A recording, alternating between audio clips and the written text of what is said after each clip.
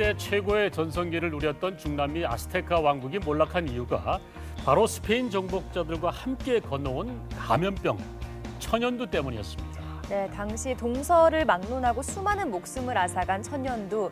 당시 인류에게 아주 큰 공포의 대상이었는데요. 그런데 백신이 개발이 되면서 천연두는 이제 이 지구상에서 사라진 질병이 됐습니다. 백신, 그러니까 예방접종은 감염병을 막는 효과적이고 안전한 공중보건 수단이라고 할 수가 있습니다. 그런데 이 예방접종의 중요성과 필요성을 잘 모르고 계신 분들이 많다고 하지요. 네, 그래서 오늘 저희가 준비를 했습니다. 우리가 반드시 알아야 하고 또 꼭 챙겨야 할 예방접종 정보에 대해서 자세히 알려드리겠습니다. 감염내과 권기태 교수님과 함께하겠습니다. 반갑습니다. 안녕하십니까. 반갑습니다.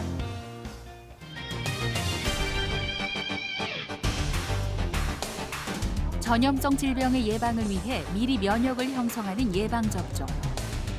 영국의 의사 제너가 천연두 백신을 개발한 후 인류는 수많은 전염병에서 벗어났다. 그렇다면 지금 우리나라의 예방접종은 어떤 형태로 진행되고 있을까? 감염내과 권기태 교수와 함께 알아본다.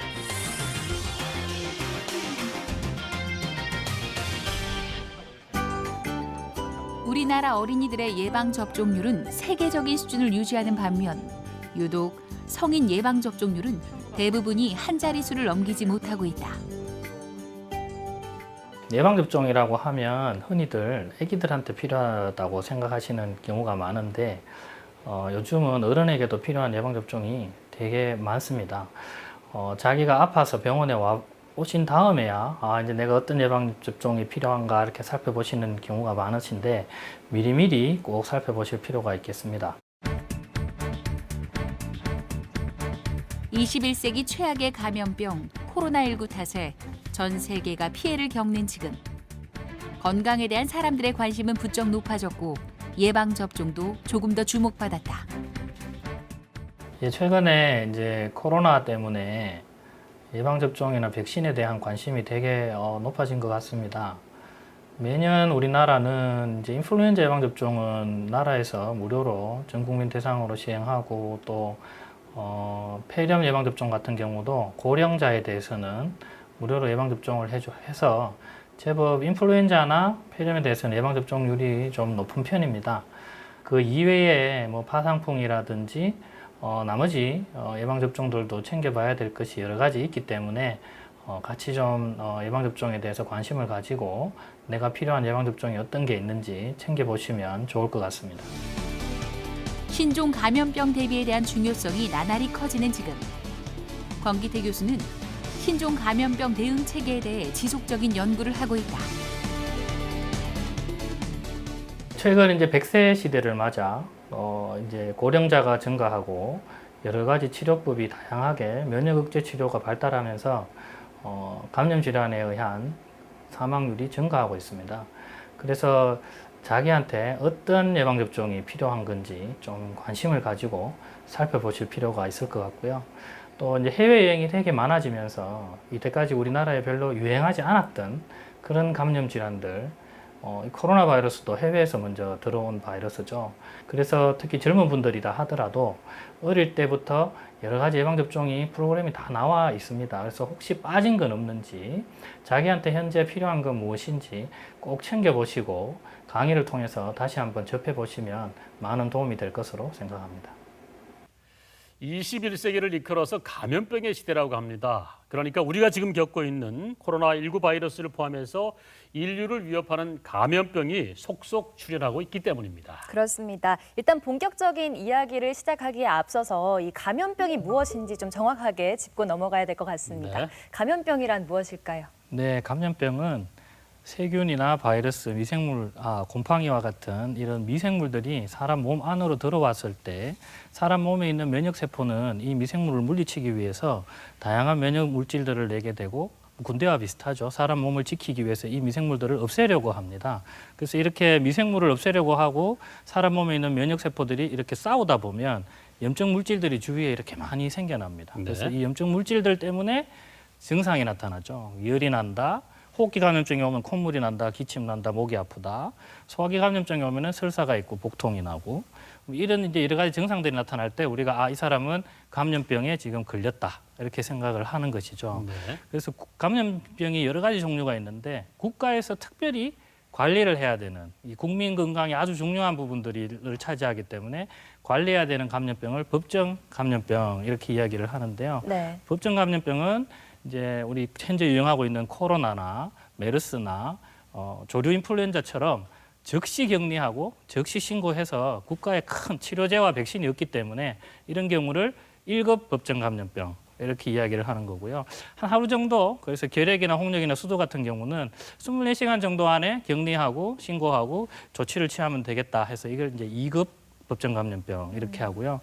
되게 급하지는 않지만 그래도 국가에서 어느 정도 관리를 해야 되는 전수를 파악을 해야 된다. 이런 경우에 감염병을 이제 3급 법정 감염병 이렇게 이야기하고요. 너무 만연해 있어서 다 관리하기는 어렵고 그래도 조금씩 추이는 봐야 된다. 이제 인플루엔자 같은 경우, 이제 이런 경우를 4급 법정 감염병 이렇게 국가에서 관리하고 있는 감염병을 법정 감염병이라고 합니다. 네. 네, 여러 가지 감염병의 종류에 대해서 알아봤습니다. 자, 그렇다면 예방 접종은 어떤지 알아보도록 하겠습니다. 사실 영유아에 대한 예방 접종은 관심도 많고 네. 접종률도 높은 데 비해서 성인 예방 접종률은 상대적으로 많이 낮다 이렇게 들었거든요. 그렇습니다. 어떻습니까, 실제로? 네, 실제로 소아 예방 접종률은 우리나라 같으면 국가에서 다 비용을 들여서 필수 예방 접종으로 이렇게 많은 나라들이 그렇게 하고 있죠. 그래서 예. 접종률이 거의 100%에 육박을 하고 있지만 성인 같은 경우에는 현재 인플루엔자, 폐렴사슬알균 정도 국가에서 이제 접종을 해주는데 그것도 연령을 이렇게 나눠서 65세 이상 고령자에게 주로 해주다 보니 60%, 50% 정도 이렇게 되고요. 그 외에 이제 파상풍이나 백일해 같은 경우도 필요한 부분이 있는데 이제 크게 관심이 없으시니까 5% 미만으로 이렇게 낮게 좀 유지되고 있습니다. 네. 네. 그렇다면 그런 감염병에 대한 사망률도 나와 있습니까, 혹시? 슬라이드를 보시면요, 최근으로 올수록 다른 연령대에 의한 감염 질환에 의한 사망률은 이렇게 떨어지는 추세죠. 항생제도 발달되고 네. 다른 여러 가지 예방 접종도 많이 하면서 그렇지만 65세 이상 여기 제일 위쪽으로 이렇게 올라가는 그래프가요.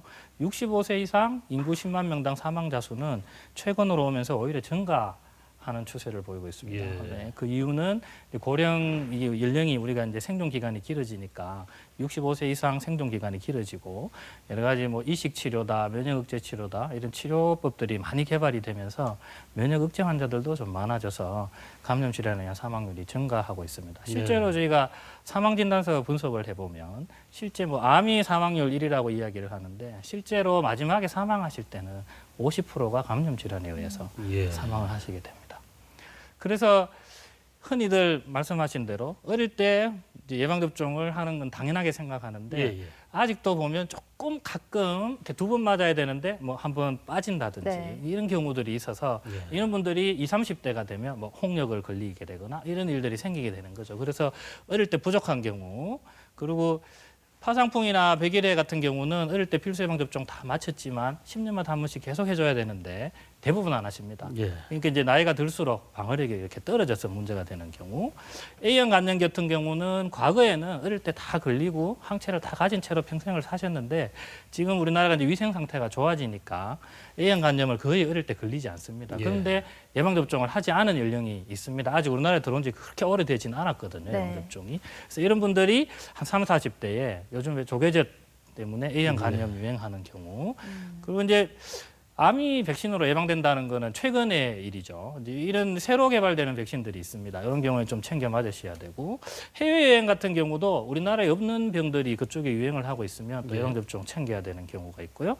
말씀드린 대로 고령자나 만성질환자, 면역저하자가 증가하니까 예방접종을 꼭 챙겨봐야 되겠습니다. 네, 연세가 있어도 맞아야 될 것 같군요. 저도 사실은 평소에 건강하다 그러면서 예방주사를 잘 안 맞지 않거든요. 네, 조금 더 신경을 써서 네. 체크를 해보셔야 될 것 같습니다.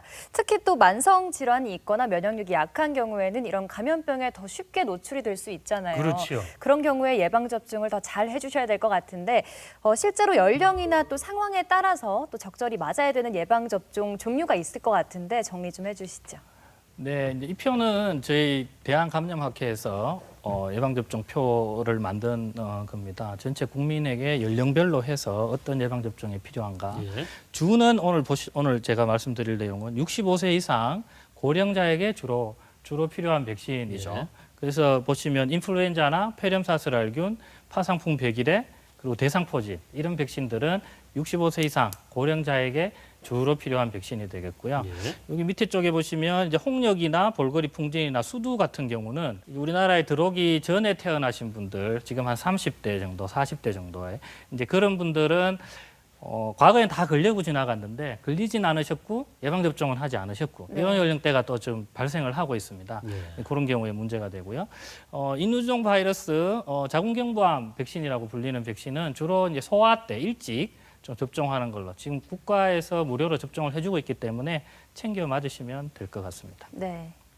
그리고 상황별로는 뭐 여러 가지 이제 만성질환, 당뇨나 신질환, 폐질환, 간질환 이런 질환들이 있는 경우에는 이제 건강한 경우에는 주로 고령자한테 해당이 되지만 이런 백신들이 만성질환이 있으신 경우는 젊더라도 이제 고령자만큼 위험이 있다고 생각을 해서 조금 젊은 나이에도 접종을 하셔야 되고요. 특히 이제 오늘 말씀드릴 부분은 임신부 같은 경우에 인플루엔자 같은 경우나 그리고 파상풍 디프테리아 백일해 백신을 이제 접종을 하시면 이게 엄마 몸에서 항체가 생긴 게 출산을 하게 되면 아기한테 건너가서 아기를 좀 보호해주는 효과도 있습니다. 그래서 임신 같은 경우에 조금 필요한 백신이 되겠습니다. 네. 인플루엔자, 뭐 A형 독감, B형 독감, 뭐 이렇게 맞아야 될 예방 접종이 상당히 많네요. 그렇습니다. 자, 그럼 지금부터 주의해야 될 감염병과 예방 접종에 대해서 자세히 더 알아보도록 하겠습니다. 먼저 독감으로 알려져 있는 인플루엔자부터 설명을 해주시죠. 네, 독감하고 흔히들 감기하고 어떤 차이가 있느냐 이제 헷갈려 하시는 네네. 분들도 많은데 저희가 학생 때 이런 우스갯소리가 있습니다. 이제 학생이 막 졸고 있는데 교수님께서 어느 날 오늘은 독감과 감기의 차이를 확실하게 구분하는 방법을 비법을 알려주겠다. 예. 그리고 의대생들이 갑자기 눈을 동그랗게 뜨고 졸다가 이렇게 교수님 봤는데요. 이제 네. 교수님께서 감기 환자는 가만히 보면 별로 안 아파 보이고 독감 환자는 아주 심하게 아파 보인다.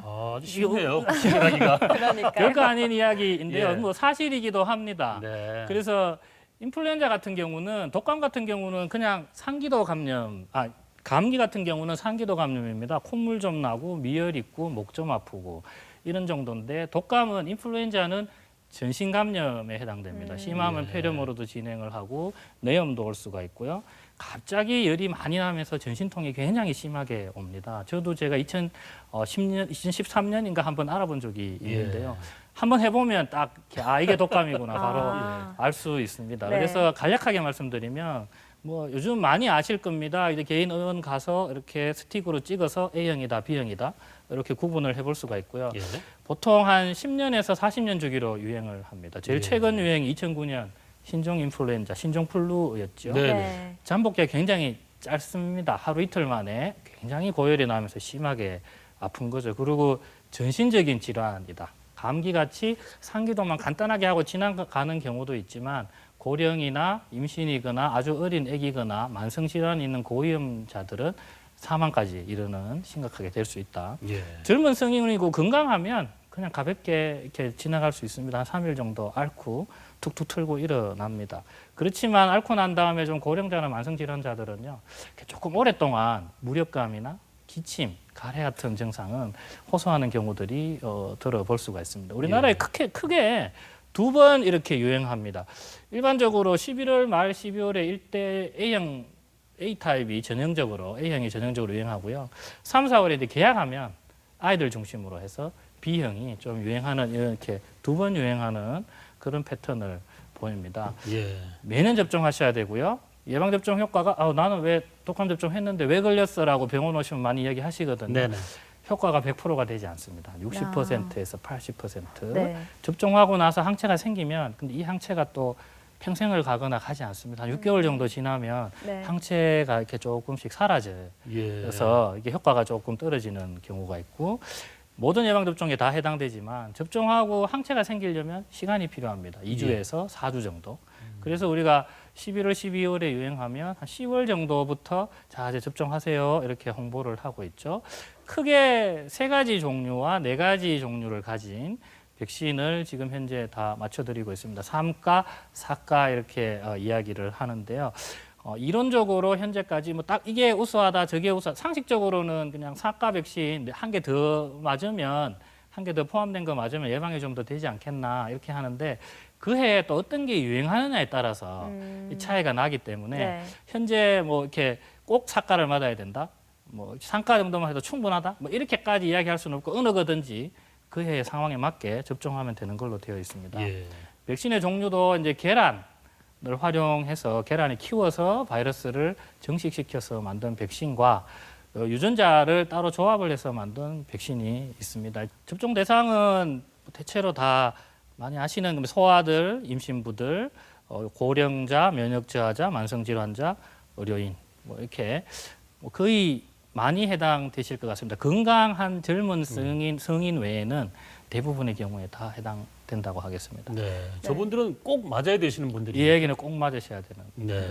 알겠습니다. 네. 그러면 이 자료에 포함되지 않은 젊은 층, 게다가 만성 질환이 없는 젊은 층은 또 안 맞아도 된다 이렇게 보면 되는 건가요? 자기 자신만 보면 한 3일 정도 이렇게 조금 힘들고 그냥 대부분 회복하시거든요. 그래서 자기 자신만 보면 관계가 없지만 또 자기 주위에 만성 질환자나 인플루엔자 고위험군이 있다면 저에 걸리고 나면 또 옆에 있는 사람에게 네. 옮겨줄 수가 있는 거죠. 이제 이 부분까지 생각을 하면 주위 환경까지 같이 따져서 맞을지 말지 결정을 하는 게 맞을 것 같습니다. 네. 그리고 제 주위에 보면 독감 의심을 바꿔서 항바이러스제를 복용하는 분이 계시던데 이런 경우에도 독감 예방 접종을 해야지 문제가 없을 것 같은데 어떻습니까? 일반적으로 모든 예방 접종은 급성기 질환을 앓고 있다면 질환이 다 회복이 된 다음에 접종하는 것을 권장합니다. 예. 이유는 이제 여러 가지가 있지만 부작용이 생기면 네. 가끔 열이 나는 분들이 있거든요. 그런데 이게 질환에 의해 악화가 돼서 그런 건지 예방 접종 때문에 부작용이 생기는 건지 이 구분이 안 될 수가 있고요. 예. 또 면역 체계도 몸의 방어력이 지금 그 기존의 질환을 이기기 위해서 막 이렇게 힘들게 애를 쓰고 있는데 거기에 또 면역을 만들려고 예방접종 약을 이렇게 백신을 주는 것 자체도 뭐 상식적으로 생각해도 조금 안 좋을 것 같기도 하고. 예. 근데 이제 우리가 생백신이라고 인플루엔자 백신 크게 2가지죠. 이제 주사로 해서 주고 있는 그 바이러스 자체에서 어떤 물질을 뽑아갖고 이렇게 몸에 넣어주는 백신이 있고 살아있는 바이러스 자체를 힘을 조금 죽여서 코에 뿌리는 게 있는데요. 예. 주사에 되게 공포감이 있거나 주사를 힘들어하는 사람 같은 경우는 유용할 수는 있는데 살아있는 바이러스고 효과가 또 조금 오락가락하는 측면이 있어서 많이 사용하진 않는데 이런 경우에는 접종하고 이제 약을 드시게 되면 접종해서 면역을 생기려고 하는 바이러스를 치료를 해서 없애버리기 때문에 네. 이 면역 효과가 없어지게 돼서 근데 그런 경우에는 항바이러스제 복용하면 안 되겠습니다. 네. 뭐든지 접종할 때는 전문의와 꼭 상의를 해야 될 것 같습니다. 네. 그리고 특히 요즘은 또 코로나19 때문에 폐 건강에 대한 관심도 높습니다. 그렇죠. 특히 폐렴에 한번 걸리면 폐 손상이 많이 저하가 되기도 하고 네. 또 심할 경우에는 생명의 위험까지 있는 질환인데 이런 경우에도 예방접종이 효과가 있는 건가요? 네, 폐렴 이제 코로나 바이러스 자체를 이제 폐렴 백신이 예방할 수는 없는 거고요. 네. 인플루엔자도 마찬가지고 그렇지만 호흡기 바이러스 같은 경우에는 코로나도 마찬가지고 인플루엔자도 마찬가지인데 합병증으로 폐렴 사슬 앓고 세균성 폐렴이 추가가 될 수가 있는 것이죠. 그래서 바이러스에 의한 호흡기 질환이 있는 상태면은 폐가 조금 손상이 돼 있는 거죠, 호흡기가. 근데 거기에 세균성 폐렴이 2차적으로 덮치게 되면 이게 다른 경우보다 훨씬 치사율도 높고 훨씬 더 위험하게 됩니다. 이럴 때를 대비하면 폐렴 사슬알균 예방접종 기준에 해당하시는 분들은 꼭 맞아 놓으시는 게 혹시 모를 코로나를 생각하면 도움이 된다고 할 수 있겠습니다. 최근으로 올수록 보시면 폐렴에 의한 사망률이 지금 뇌혈관 질환을 넘어서서 3위까지 올라갔습니다. 이게 한 네. 10년 전쯤으로 가면 거의 10위에 해당하거든요. 오. 그래서 아무래도 이제 고령 연령대가 되게 많아지면서 특히 최근 와서 이제 폐렴이 굉장히 중요한 사망 원인이 되었기 때문에 갈수록 이제 폐렴 사슬알균 접종이 중요해진다고 하겠습니다. 특히 이 폐렴의 연령대를 보시면 5세 미만, 특히 2세 미만 어린 연령과 65세 이상, 특히 50세부터 이렇게 증가하는 보통 우리가 이제 U자 모양이라고 이렇게 이야기를 네. 합니다. 이렇게 많이 생기고 있고요.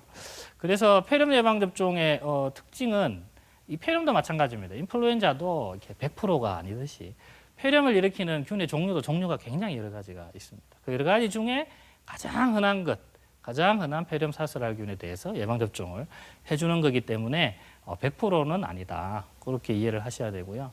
폐렴 사슬알균은 폐렴뿐만이 아니고 폐혈증이나 중이염, 수막염도 일으킬 수 있습니다. 그래서 이 폐렴 사슬알균 예방 접종을 하면 이런 감염 질환도 예방이 어느 정도 될 수 있다. 네.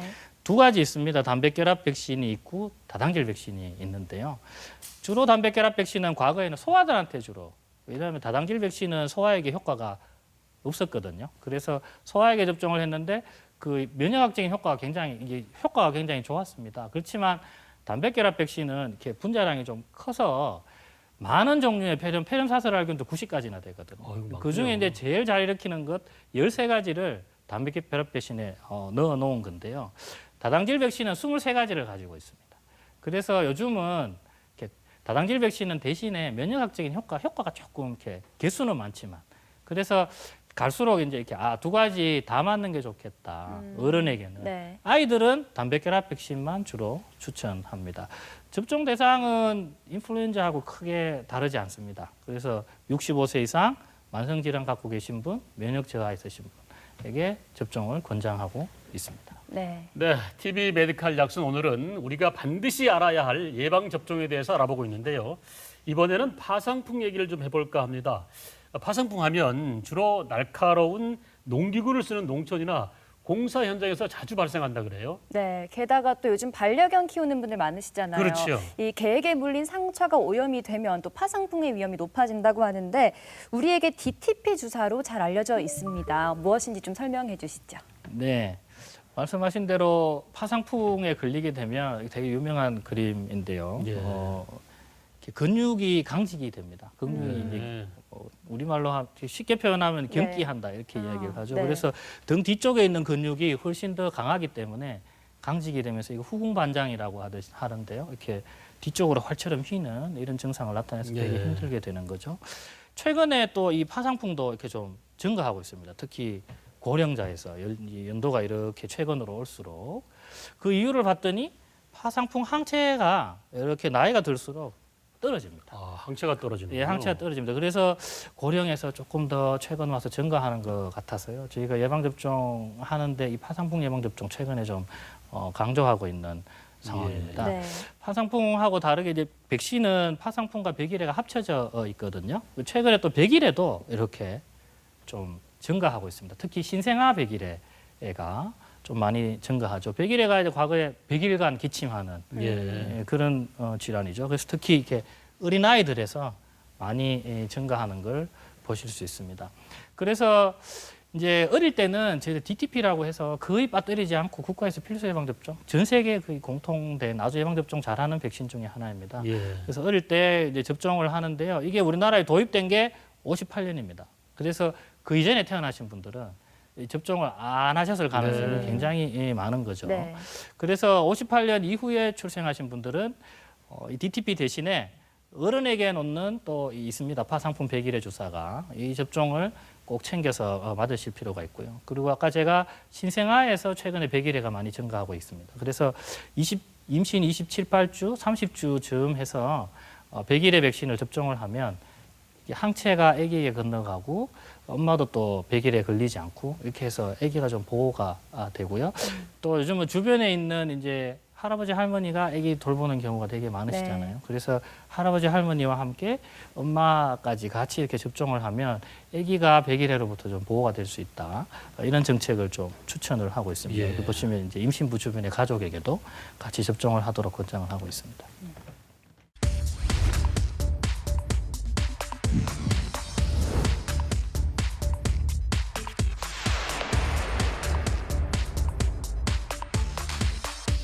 예방접종을 동시에 두 가지 맞아도 되는지 궁금합니다. 예방접종도 부작용이 있나요? 맞으면? 예방접종을 오전에 맞으면 더 효과가 좋다고 들었는데 그게 사실인가요? 예방 접종에 대한 시민들의 목소리를 들어봤는데요. 자, 첫 번째 궁금증부터 풀어보겠습니다. 독감과 폐렴 예방 주사를 함께 맞으면 효과가 좋다. 이런 얘기를 들은 적이 있는데 네. 예방 주사를 동시에 2가지 이상을 맞는다. 어떻습니까? 괜찮을까요?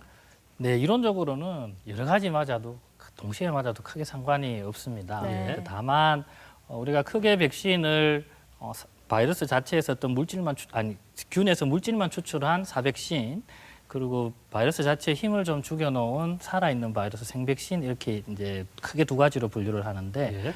사백신은 사실 어떻게 맞아도 아무 상관이 없는데요. 생백신 같은 경우는 동시에 맞거나 아니면 4주 띄워서 맞아라 이렇게 이제 이야기를 하는 거죠. 네. 그렇지만 일반적으로는 접종률을 높이는 걸로 보면 이렇게 간격을 띄워서 여러 번 방문하시게 하면 안 오시게 되실 가능성이 많아서 예. 그럴 것 같아요. 가능하면 한 번 왔을 때 필요한 백신을 조금 힘들더라도 이론적으로 문제가 없기 때문에 실제로도 문제가 없습니다. 그래서 동시에 좀 접종하는 걸 오히려 더 권장하는 편입니다. 네. 네.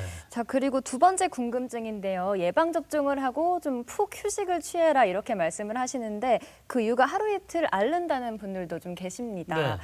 이게 예방 접종 후에 부작용, 후유증은 또 어떤 게 있는지 또 이런 분들은 예방 접종을 피해야 한다. 이런 것도 있을까요? 일반적으로 예방접종은 대부분 문제가 없습니다. 문제가 없는데 아주 일부에서 예방접종 부위가 조금 통증이 있거나 또는 이렇게 벌겋게 발적이 생기거나 이렇게 붓는 경우 네. 보통 하루 이틀, 2, 3일 지나면 대부분 다 큰 문제 없이 지나갑니다. 아니면 조금 전신적으로 알레르기 있으신 분들, 피부 발진 같은 거, 두드러기 조금 생긴다거나 조금 이제 되게 드물게 심하게 하시는 분들이 열이 좀 난다든지 뭐 이런 일들이 있을 수는 있지만 이게 인류가 개발한 약 중에 굉장히 안전한 약 중에 하나로 취급되고 있습니다. 네, 3번째 궁금증 만나보겠습니다. 저도 이걸 들었던 얘기고 저도 실천을 한번 해봤었는데 네. 오전에 예방 접종을 하게 되면 효과가 더 좋다. 교수님 어떻습니까? 맞는 말입니까? 인플루엔자를 대상으로 해서 이렇게 연구가 있기는 합니다. 네. 오전에 맞은 경우와 오후에 맞은 경우를 이렇게 비교를 해봤더니 네. 오전에 맞은 경우가 항체가가 조금 더 높더라.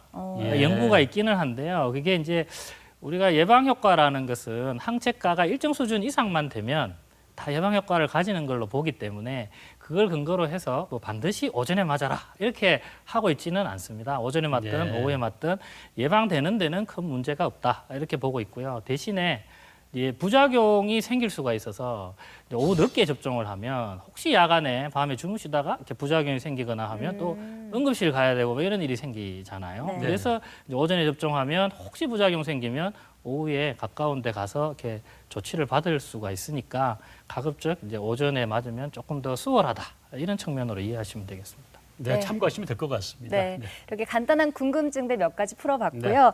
이번엔 대상포진 이야기로 넘어가 보겠습니다. 네. 매년 여름이면 찾아오는 불청객 중에 하나, 바로 대상포진인데 이게 단순한 근육통이나 또 피부 질환으로 생각하고 방치하면 만성 신경통으로 그렇죠. 이어질 수 있습니다.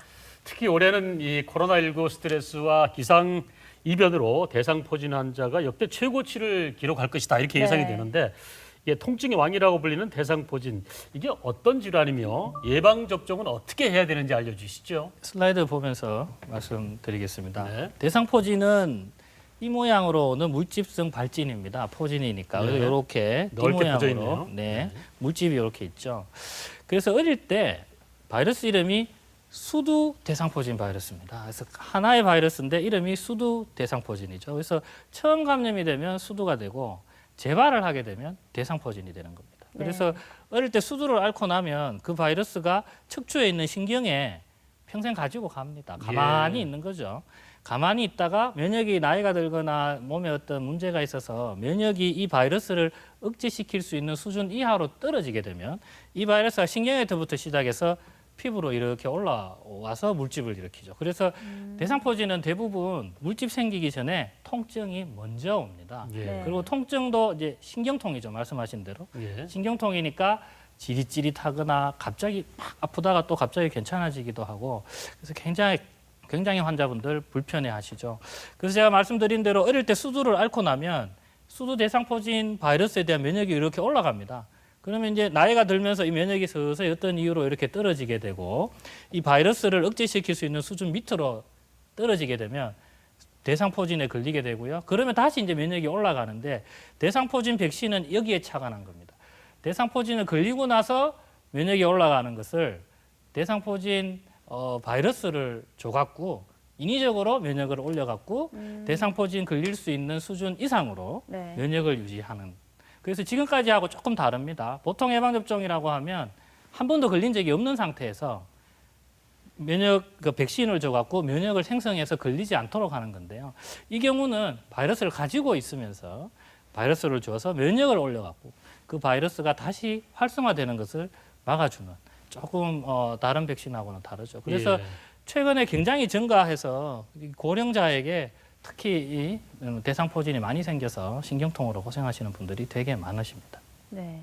대상포진 접종은 이 연령이 제일 중요하죠. 그래서 아까 보셨듯이 60세, 70세, 그래서 60세 이상 이 대상포진 백신의 효과가 안타깝게도 이것도 이제 평생을 가지가 않습니다. 지금 예. 현재로는 10년 정도 제일 효과가 좋을 것이다. 접종하고 나서 이렇게 보고 있거든요. 그래서 가장 생길 가능성이 높은 연령을 포함해서 10년 전쯤 접종을 하면 그 10년간 대상포진 앓지 않고 지나가도록. 그래서 제일 많은 연령이 60대, 70대니까 60대 접종하는 게 좋겠다. 예. 조금 더 일찍 맞아서 50에서 59세도 접종하셔도 된다. 그렇지만 살아있는 바이러스 자체를 힘을 죽여서 병을 일으키지 못하게 한 상태에서 몸에 넣어주는 거기 때문에 면역이 떨어져 있거나 이런 분들에게는 맞으면 잘못하면 대상포진을 수두나 대상포진을 할 수가 있습니다. 예. 그래서 네. 이런 분들은 접종하면 안 되겠습니다. 네. 근데 혹시 어릴 때 수두를 앓지 않고 지나간 어린이들도 많은데 네. 그런 분들은 또 다르게 해당이 되는 건가요? 수두를 앓지 않으신 분들은 수두 예방 접종을 하셔야 됩니다. 수두하고 대상포진 백신하고 들어있는 바이러스 종류는 같은데 양이 아주 많이 차이가 납니다. 대상포진 백신이 17배나 바이러스 양이 더 많이 들어있기 때문에 그래서 수두를 앓지 않고 지나간 경우는 수두 접종을 하셔야 되고요. 대상포진은 그래서 50세 이상 우리나라 연구 결과를 보면 50세 이상에서 어릴 때 수두를 앓지 않고 지나간 항체 검사 해보면요. 다 항체 가지고 계세요. 거의 100%. 그래서 50세 이상 접종하시는 경우는 내가 수두를 앓았나 앓지 않았나 크게 고민하지 않으시고 네. 대상포진 백신 바로 접종 받으실 수 있습니다. 네. 네. 그리고 면역력이 떨어지신 분들 같은 경우는 대상포진 그 예방 접종을 맞지 말아야 된다고 아까 말씀하셨거든요. 생백신이기 때문에. 자, 이 밖에 어떤 분들이 대상포진 예방 접종을 피해야 하는지 또 대상포진을 앓았던 분들이 예방 접종을 해도 되는지 궁금하거든요.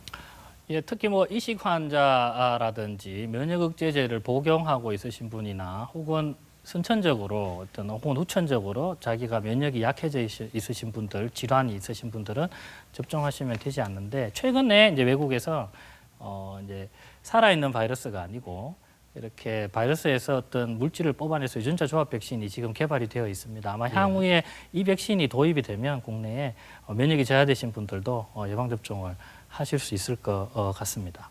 그리고 한번 앓으신 분들도 예방 접종 하실 수 있습니다. 재발이 빈도가 낮긴 하지만 재발이 할 수 있기 때문에 접종하실 수는 있는데 언제 맞아도 된다는 것에 대한 기준은 아직까지 나라마다 조금씩 다릅니다. 뭐 어떤 나라는 1년 후에, 뭐 어떤 나라는 언제든지 관계없이 이렇게 하는데 제 개인적인 경우는 한 1년 정도 지나고 접종을 하는 게 조금 더 환자들이 앞에 대상포진 치료가 끝나고 나서 이제 어느 정도 기간을 뒀다가 접종하는 걸 저 같은 경우는 조금 더 권장하고 있습니다. 예. 네.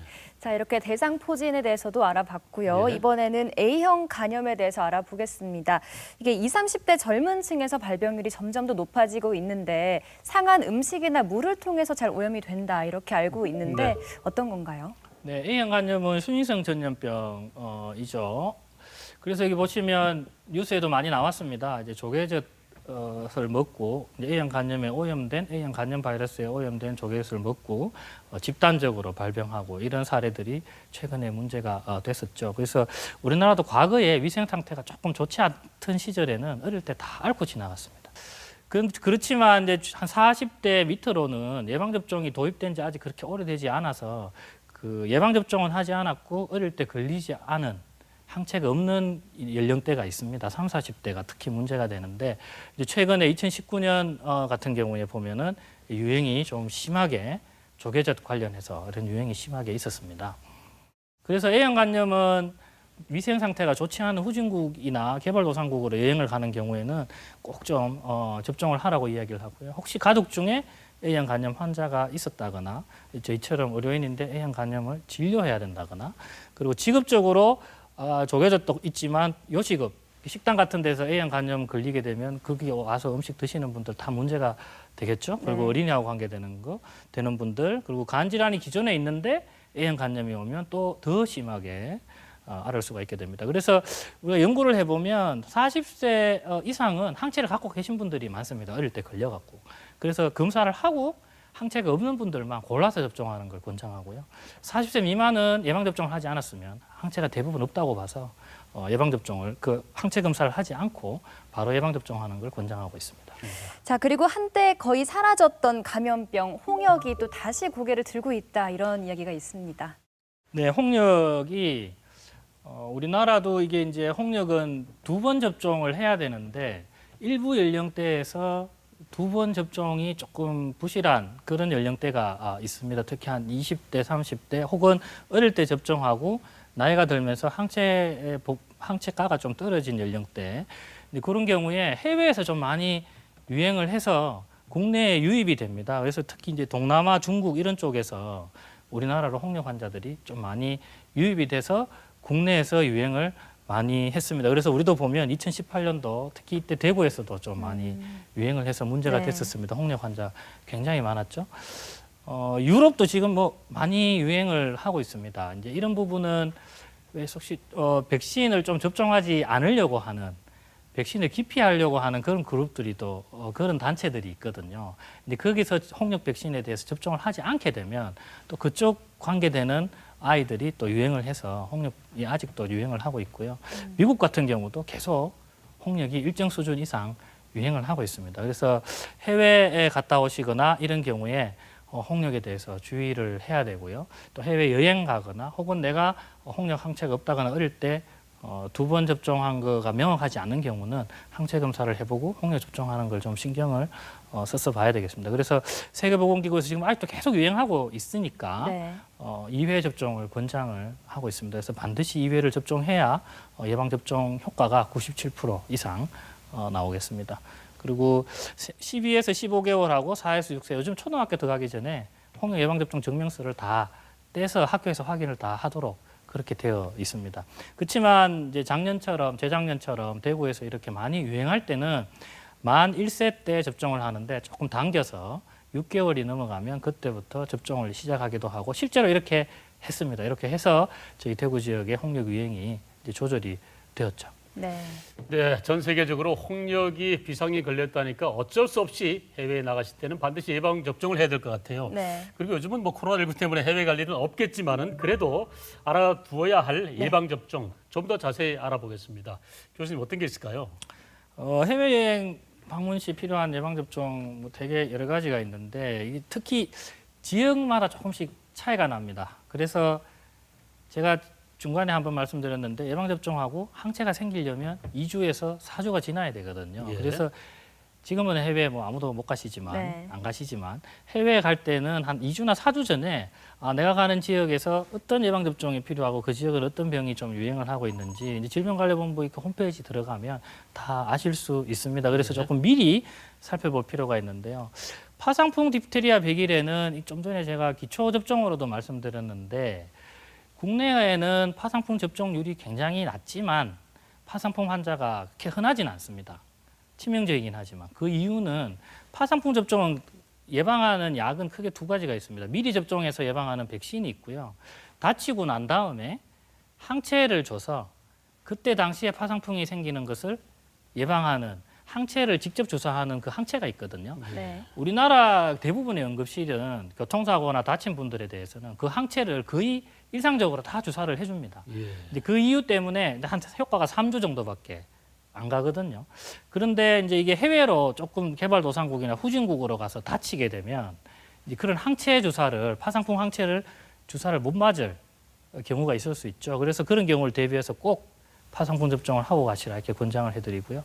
황열 같은 경우는 아프리카하고 남미 쪽에서 많이 유행합니다. 그래서 그쪽 지역으로 갈 때는 어떤 경우는 황열 예방접종 증명서를 가지고 가셔야 됩니다. 그래서 황열 챙겨봐야 되고요. 네. 수막알균은 저기 사우디아라비아나 이제 이런 아프리카나 사우디아라비아 쪽에 갈 때 또 예방접종 증명서 필요한 경우 있습니다. A형 간염은 제가 이제 좀 개발도상국이나 후진국에 많이 유행하고 있다고 말씀드렸고, 장티푸스도 이게 수인성 전염병이기 때문에 A형 간염하고 거의 같이 간다고 생각하시면 되고요. 홍역 볼고리 풍진은 제가 좀 전에 해외에서 많이 유행하고 있다, 이렇게 말씀을 드렸습니다. 말라리아도 흔히 예방접종이 있다고 하시는 경우가 많은데요. 예. 말라리아는 아직 백신이 효과 있는 백신이 없습니다. 네. 그래서 말라리아 예방을 위해서는 말라리아 예방약을 뭐 일주일에 한 번 또는 하루에 한 번 약 종류에 따라서 계속 이렇게 여행하는 동안 복용해야 되는 그런 지역들이 있습니다. 네. 그래서 미리 좀 살펴볼 필요가 있습니다.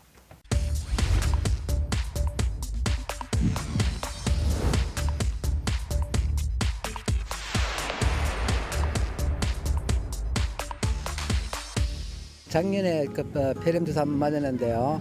혹시나 싶어가지고 한 평생에 한 번만 맞으면 된다 그래가지고 초등학교 때 불주사 5학년 때인가 처음으로 한번 하고 아직까지 안 했습니다. 겨울 되기 전에 독감 예방 접종하고요. 딴 거는 있는지 없는지는 잘 모르겠어요. 뭐 어른이 되고 뭐 예방 접종이 있나요? 저는 독감 예방 접종은 좀 주기적으로 맞아서 성인도 주기적으로 예방 접종해야 된다고는 들었어요. 성인도 주기적으로 예방접종을 맞는 게 있나요? 저는 아주 어릴 때 빼고는 맞아본 적이 기억이 안 나는데. 네, 예방주사는 어린 아이들이 맞는다거나 아니면 어렸을 때 맞았는데 굳이 또 맞아야 되나 이렇게 생각하는 분들이 의외로 많다고 합니다. 그렇습니다. 성인들도 나이와 상황에 맞는 예방접종을 꼼꼼히 챙겨야 되는데 약손 상담실을 통해서 자세히 풀어보도록 하겠습니다. 네, 첫 번째 사연 함께 만나보죠. 임신 3개월째로 접어들고 있는데요. 제가 나이도 많은데다 어렵게 가진 아이라 모든 것이 조심스럽습니다. 건강한 임신과 출산을 위해서 반드시 맞아야 할 예방접종, 또 피해야 할 예방접종은 무엇인지 알려주세요.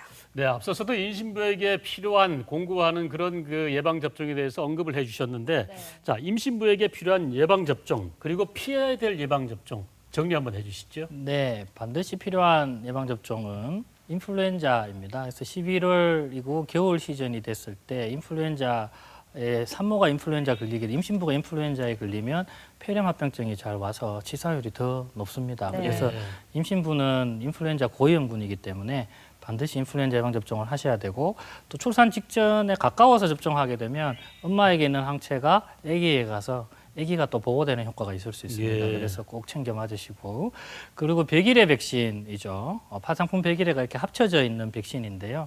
28주에서 한 36주 사이에 백일의 백신도 접종을 권장합니다. 이제 엄마도 백일에 걸리지 않고 또 아기도 보호해주는 효과 두 가지를 노리기 위해서 그렇게 접종을 하고요. 이 두 가지는 접종을 해야 되는 백신이고 피해야 되는 백신은 이제 살아있는 바이러스의 힘을 뺀 생백신이라고 이야기하죠.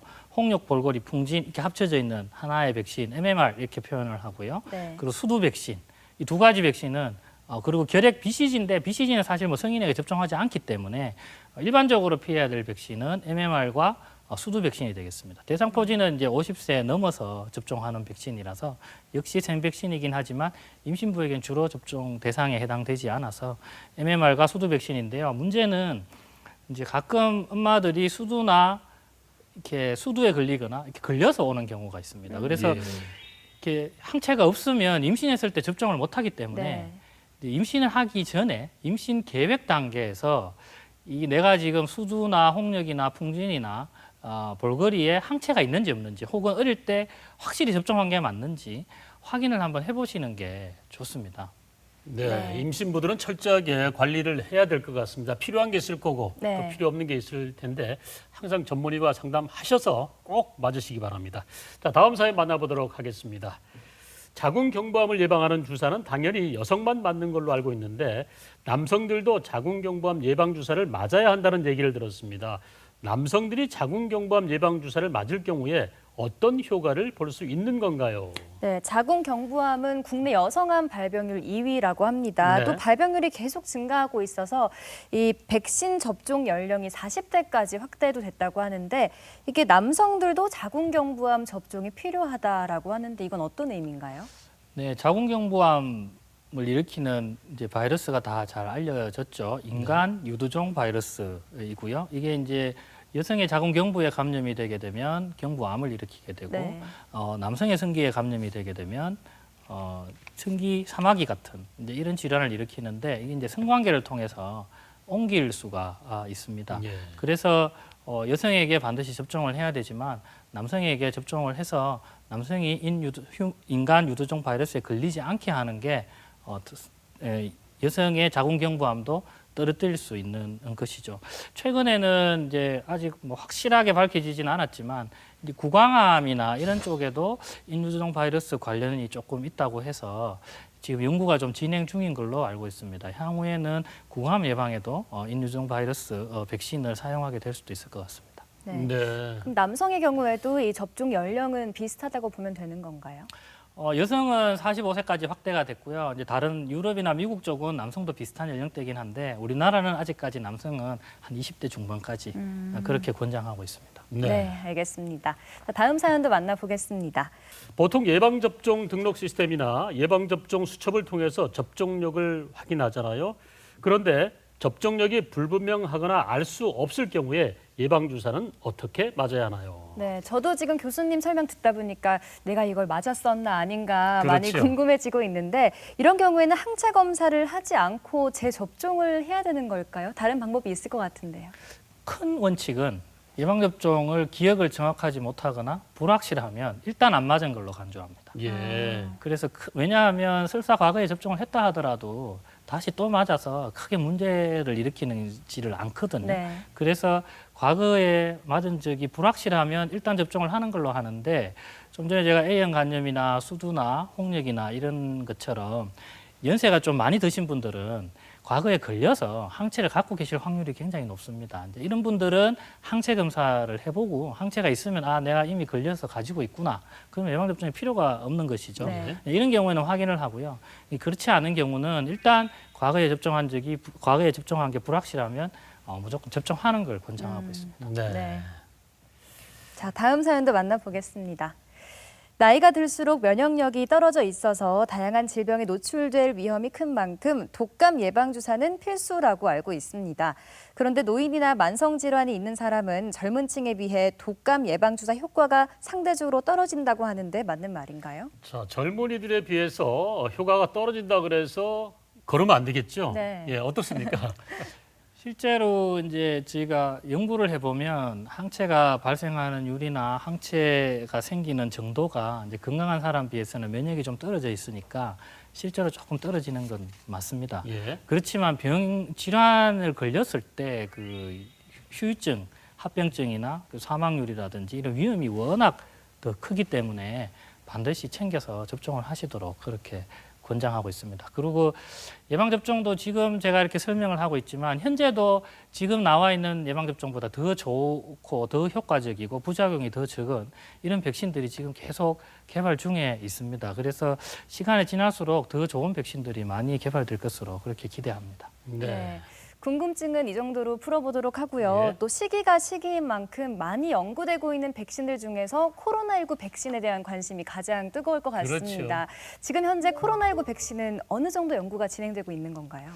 코로나 백신은 이 백신의 종류가 지금 이렇게 슬라이드에 보시듯이 6가지 정도 됩니다. 그래서 쉽게 생각하면 코로나에 걸리지 않고 내 몸에 있는 면역세포가 코로나에 걸린 것처럼 생각하도록 이렇게 만드는 방법들인 거죠. 그래서 코로나 바이러스 자체에 좀 힘을 빼서 바이러스 자체를 주는 방법도 있고 바이러스에서 어떤 물질을 추출해 갖고 유전자 재조합을 해서 그 물질을 이거 코로나 바이러스라고 생각해라라고 이렇게 면역 세포에다가 줄 수도 있고 또 우리 몸에 안전한 바이러스들이 있습니다. 제가 수두 바이러스는 어릴 때부터 가지고 있다고도 했고요. 근데 네. 그런 안전한 바이러스 안에다가 코로나 바이러스의 유전자를 이렇게 넣어서 얘네를 코로나 바이러스처럼 면역 세포가 착각하도록 해갖고 이렇게 항체를 만들도록 하는 그런 게 이제 바이러스 벡터. 불알아 백신이 바이러스를 죽여갖고 일부 물질만 추출하는 거. 그다음에 바이러스에 있는 DNA나 RNA. 최근에 이제 미국에서 지금 제일 빨리 임상 시험하고 있는 그 회사의 백신은 이 RNA 백신입니다. 이 RNA하고 DNA 바이러스 유전자를 줘서 사람 몸에서 이 바이러스처럼 착각하도록 해주는 거. 그리고 이제 그런 물질들을 다시 사람이 밖에서 만들어 갖고 주는 방법들이 있습니다. 그래서 백신을 접종하게 되면 이 우리 백혈구 중에 B세포라는 게 항체를 만들거든요. 그래서 이 항체 만드는 B세포를 자극을 해서 중화항체를 많이 생기는 거죠. 이 중화항체가 바이러스를 억제하는 항체입니다. 그래서 지금 현재 개발되고 있는 백신들 기초적인 이런 실험 결과들을 보면 중화항체는 대부분 다 잘 생기는 것 같습니다. 네. 현재 개발되고 있는 것들. 그리고 이미 중화항체 생성이 다 입증이 돼서 대규모 임상시험에 도입된 백신들도 있고요. 빠르면 뭐 올 가을 연말쯤 되면 실제로 그 대규모 임상시험 결과를 확인을 하고 접종이 시작할 수 있을 것 같다. 뭐 이런 이야기들이 있죠. 우리나라는 조금 늦어서 아마 내년 초반이나 중반 정도에 이렇게 될 것 같다. 이렇게 이야기는 하는데 이제 문제는 이제 접종을 하고 나서 중화항체가 생겼을 때 이 중화항체가 얼마까지 지속될 건가? 그리고 이제 코로나 바이러스가 RNA 바이러스이기 때문에 워낙 이렇게 좀 잘 변합니다. 그래서 인플루엔자도 제가 RNA 바이러스거든요. 매년 변하기 때문에 접종을 이렇게 매년 해줘야 되잖아요. 그래서 코로나 바이러스도 이게 어떻게 얼마나 변하느냐에 따라서 이 백신이 얼마나 효과 있는지 그게 결정이 될 것 같습니다. 네. 네, 코로나 백신이 빨리 개발이 돼서 우리가 몸과 마음이 바이러스로부터 자유로웠으면 하는 생각이 듭니다. 네. 자, 끝으로 시청자들에게 바이러스를 피하면서 좀 안전하게 살 수 있는 당부의 말씀 좀 부탁드리겠습니다. 네, 뭐 코로나하고 관련해서 우리나라 국민들은 너무 잘 하고 계십니다. 가장 중요한 게 두 번, 세 번 이야기해도 지나치지 않습니다. 마스크 착용입니다. 사실 이제 지금 마스크 착용 너무 잘해 주셔서 호흡기 질환, 바이러스 질환 자체가 굉장히 많이 감소했습니다. 전체적으로. 네. 그리고 더불어 손 씻기입니다. 손 위생, 손 소독수나 비누와 물을 사용해서 손을 굉장히 열심히 자주 씻어주는 것. 이 두 가지가 가장 기본적이면서도 가장 중요한 바이러스 예방법이 되겠습니다. 네.